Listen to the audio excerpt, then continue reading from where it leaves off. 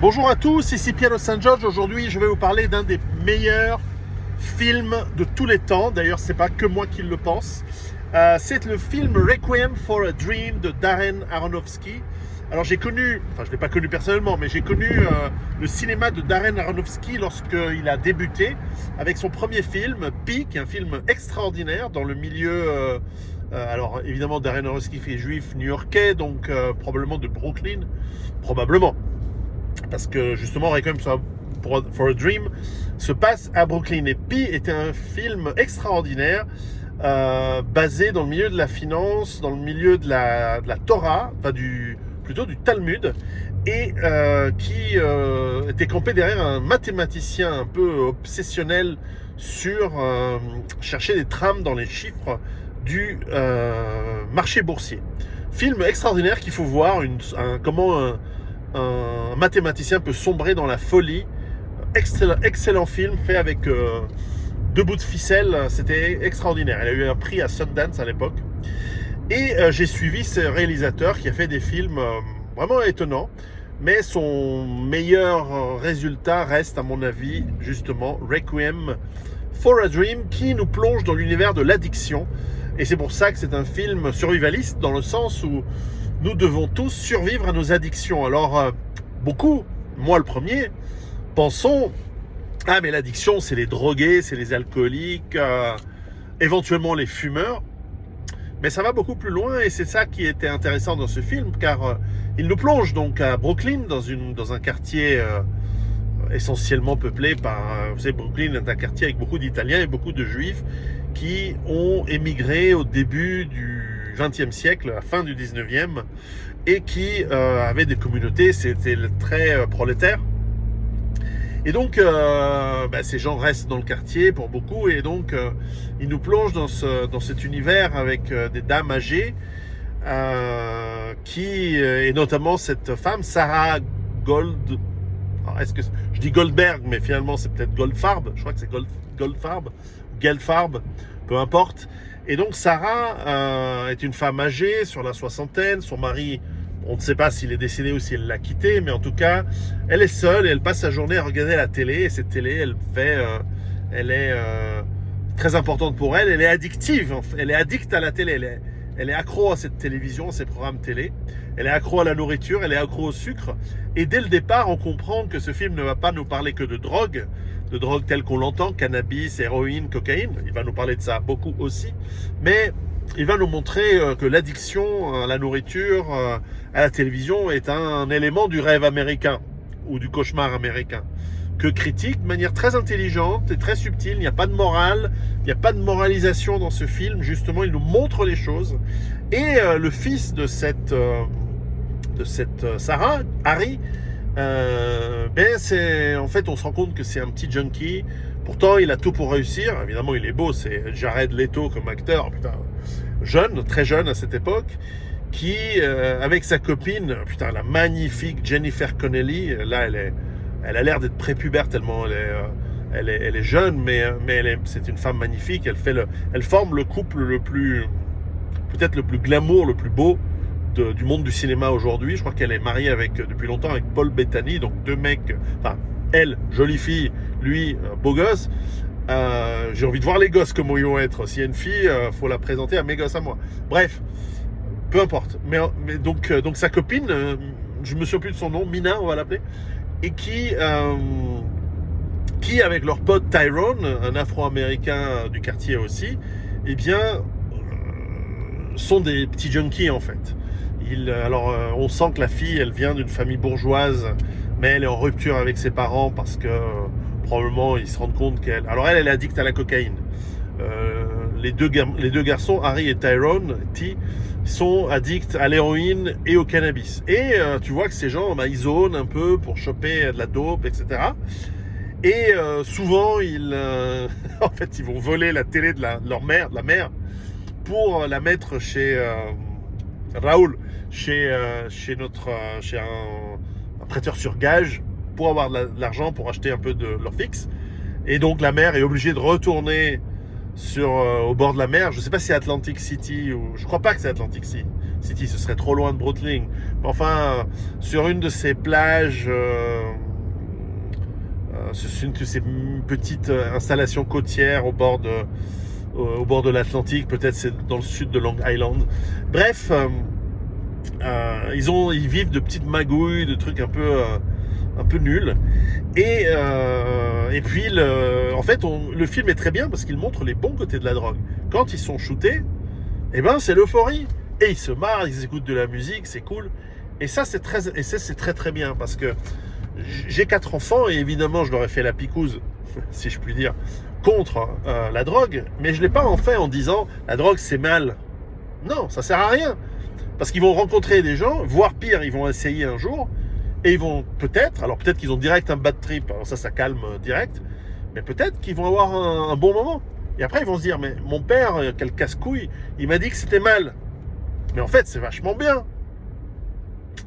Et oui, parce qu'en fait, la drogue, que ce soit le sucre, la télé, toute addiction, elle nous apporte du plaisir. À court terme. Mais à long terme, c'est la catastrophe. Mais à court terme, c'est bien. Et donc, le film montre bien au début. Le film avance lentement. En plus, cinématographiquement, c'est très très bien filmé. Il était très innovant à l'époque, Darren Aronofsky. Et puis, il y a la fabuleuse musique, ils sont très potes, je crois, de Clint Mansell, qui est un de mes auteurs musicaux modernes préférés, notamment dans les musiques de films, qui est devenu très connu depuis. Et donc, en fait, je crois que c'est comme ça que j'ai connu. En fait, j'ai connu le film Pi par la musique de Clint Mansell. Et on voit que ces gamins, ils trouvent l'opportunité ces gamins qui doivent avoir la vingtaine, 22 ans, 23 ans, ils trouvent l'opportunité de dealer et ils commencent à se faire de la thune et ça va bien. Et pendant ce temps, la mère, eh bien, elle reçoit, donc tout va bien. Elle reçoit une lettre qui lui annonce, ou un coup de fil plutôt, qui lui annonce qu'elle a gagné le droit de participer à son émission télé favorite. Alors, elle essaie de faire un régime pour rentrer dans la robe rouge qu'elle portait. Elle joue très très bien, cette actrice, j'ai oublié le nom. Elle joue incroyablement bien dans ce film. Et elle va voir ses copines pour commencer des régimes. Alors, elle fait un régime, premier régime sans sucre. Alors déjà, la première journée sans sucre, et pour tous ceux qui l'ont fait, vous savez à quel point c'est difficile et à quel point on se rend compte du fait qu'on est accro au sucre. Le sucre agit sur les mêmes zones du cerveau qu'agit la cocaïne. Et donc, cette dame, elle va commencer le régime et elle va perdre ses premiers 7 kilos en faisant attention. Et puis, elle veut aller plus vite parce qu'elle a reçu le papier qui confirme qu'elle doit aller à cette émission. Et elle va aller voir un médecin qui lui donne des pilules qui l'aident à ne pas avoir faim, des coupes-faim. Alors, on ne sait pas ce qu'il y a dans ces pilules, on verra plus tard. Et on voit que la médecine aussi, c'est quelque chose auquel on peut être accro. 25 ans avant la crise du fentanyl, ou 20 ans avant la crise du fentanyl aux États-Unis, je rappelle qu'il y a eu 200 000 morts avec le fentanyl ces dernières années. Je crois qu'on tourne à 60 000 morts par année, c'est le Vietnam. Et on voit cette dame qui, petit à petit, devient accro à ces pilules. Et parce qu'elles font de moins en moins effet, elle en prend de plus en plus. Puis comme elle est âgée, puis que, comme souvent les vieilles dames ou les vieux monsieur, elle les prend dans le mauvais ordre, elle les mélange. Elle commence à avoir des hallucinations. Et elle aussi, elle part dans un super bad trip. Et pendant ce temps, les gamins, forcément, quand tu es dealer, qu'est-ce qui se passe? C'est que tu commences à bouffer dans tes propres stocks. Tu commences à t'habituer à un certain niveau de vie, tu dépenses. Et puis tout d'un coup, il y a des carences parfois. Parfois, les fournisseurs ne sont plus là, ou les prix augmentent, ou tout d'un coup, il n'y en a pas. Et puis aussi, il y a la guerre entre fournisseurs. Donc ça se flingue. Et donc quand tu n'es pas habitué, parce que au fond, ce sont 2 gentils garçons, le Harry et le Tyrone, et la jeune fille qui est donc la fiancée de Harry, ce sont des gens qui sont beaux, ils sont purs, ils s'aiment, mais ils sont drogués. Et donc il faut trouver de la dope parce que sinon il n'y a plus d'argent, et on se rend compte que petit à petit ils échafaudent des plans un peu foireux, comme c'est souvent le cas dans ce milieu-là. Vous savez, les dealers de drogue, faut pas uniquement voir la façade, la Lamborghini, les fringues, éventuellement de temps en temps les putes. Mais en réalité, ce sont des gens qui vivent chez leur mère, qui sont pauvres, qui n'ont pas de pognon. Tous les gens dans la police vous le diront. Ceux qui gagnent de l'argent, c'est à très haut niveau. Mais à bas niveau, c'est plutôt les financiers qui gagnent de l'argent. Mais à bas niveau, c'est de la piétaille qui souvent est droguée elle-même, qui gagne pas beaucoup d'argent, et quand elle le gagne, elle est obligée de le dépenser pour le prestige et en fait c'est minable. Et ces jeunes veulent monter un échafaudage, et puis ils ont besoin d'argent, et puis il n'y a pas de matos à revendre. Et le seul qui a du matos, c'est le seul endroit où on peut avoir l'argent, c'est un mec qui aime bien les gonzesses. Et je ne vais pas vous spoiler le film, mais qui c'est qui va s'y coller, aller coucher avec le mec pour obtenir un peu de matos et du pognon. C'est pas les deux mecs, hein, c'est la nana. Et donc on voit que la relation très fusionnelle, une belle relation, histoire d'amour entre ce jeune garçon et cette jeune fille, quand la fille commence à faire la pute, hein, comme on dit, pute un jour, pute toujours. Le problème, c'est que fondamentalement, quand une femme vend son corps, si elle le fait une fois, elle le fera souvent. C'est très très dur de changer. Alors là, il montre que c'est pour de la cocaïne. Mais j'en ai connu, c'est pour autre chose, c'est pour des choses, des sacs à main, des vêtements, le shopping. Il aurait pu montrer l'addiction au shopping, etc. Bon, on ne peut pas montrer toutes les addictions. Et on voit la fuite en avant et le film s'accélère.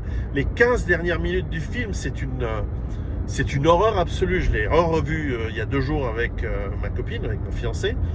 Parce qu'elle se demandait si elle devait le montrer à sa fille, parce que sa fille a une amie qui fume des pétards, une Ukrainienne qui a débarqué dans son bled en France.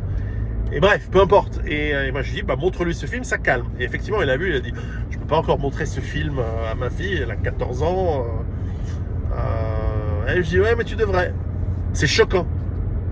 Les 15 dernières minutes du film sont choquantes, mais c'est la réalité. Et on est loin de « Ah ouais, je me fais un shoot, je me sniffe une ligne, ou je me fume un pétard, puis tout va bien. » Non, là, on a le cauchemar. Et le cauchemar, il va vite, et il va loin, et il va dur. Je ne vais pas vous raconter, parce que vous devriez avoir vu ce film. Vous devez voir ce film. Et c'est assez percutant. Alors, peut-être je vais mettre cette vidéo sur YouTube pour la raison suivante. Comme vous savez, je suis en train terminer en fait le livre sur la peur, et il sera en 2 tomes. Et j'avais écrit 2 chapitres qui, à mon avis, sont très importants. Le chapitre qui traite de l'accoutumance, justement. Qu'est-ce qu'on fait si, c'est un effondrement, c'est la fin de la normalité. Il n'y a plus de cocaïne, il n'y a plus d'héroïne. Il n'y a plus d'antidépresseurs, il n'y a plus de pilules magiques qui vous font sentir bien. Comment vous gérez ça dans votre base autonome durable? Comment vous gérez ça dans votre situation difficile? Parce que peut-être, statistiquement, dans votre famille, il va y avoir des gens qui ont ce genre d'accoutumance. Et donc, vous allez gérer comment? Donc, j'ai écrit ce chapitre, il doit faire 7 ou 8 pages, je ne me souviens plus, qui explique, comment mettre en place du sevrage, quels sont les risques, quels sont les éléments. Alors, normalement, j'avais écrit ce chapitre, je vous en parlais du 2e juste dans un instant. Ce chapitre était censé être pour le tome 1, mais finalement, j'ai un peu restructuré le livre, il va être dans le tome 2. Et comme le tome 2, il est dans longtemps, et que je pense que c'est un sujet important, je vais vous mettre ce chapitre disponible gratuitement, avec le lien ci-dessous. Les gens qui sont abonnés à Patreon y ont accès déjà. On a déjà eu accès à ce chapitre il y a longtemps. Et donc, ils ont pu se préparer en avance. Hein. Ça, c'est un des avantages d'être sur Patreon. 2e chapitre, alors celui-là, il est costaud. Il est de 30 pages. Et celui-là aussi, je vous le mets disponible, mais dans le 2e lien ci-dessous. Alors, à l'heure où j'écris cette vidéo, je ne sais pas combien je vais vous le donner. Est-ce que je vais vous le vendre? Est-ce que je vais le vendre cher? Pourquoi? Parce que c'est 30 pages qui vous parlent d'une addiction cachée, énorme, et encore plus importante que la cocaïne, l'héroïne, l'alcool ou les cigarettes. En tout cas en Occident. Vous allez me dire, mais qu'est-ce que c'est? Eh bien, c'est les antidépresseurs et les anxiolytiques de tout genre. J'ai documenté, pendant des mois, j'ai travaillé sur ce sujet. C'est un chapitre que j'ai retransformé en PDF qui peut être lisible par tout un chacun, et qui vous explique l'histoire des anxiolytiques, pourquoi on utilise autant d'antidépresseurs.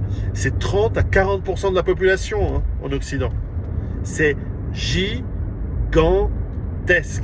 Et ce que l'on ne se rend pas compte, c'est que ça a été donné à tout le monde. Maintenant, ça commence avec les enfants, avec toutes les nanas qui sont en ménopause, voilà, tous les gens qui sont un peu déprimés. Vas-y, antidépresseurs à fond, etc.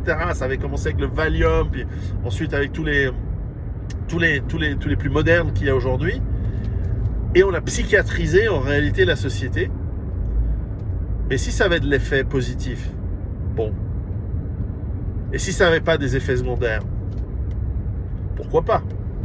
Mais la réalité, c'est qu'il y a des effets secondaires lorsque l'on prend ces sortes de médicaments. Mais il y a aussi des effets secondaires qui arrivent lorsqu'on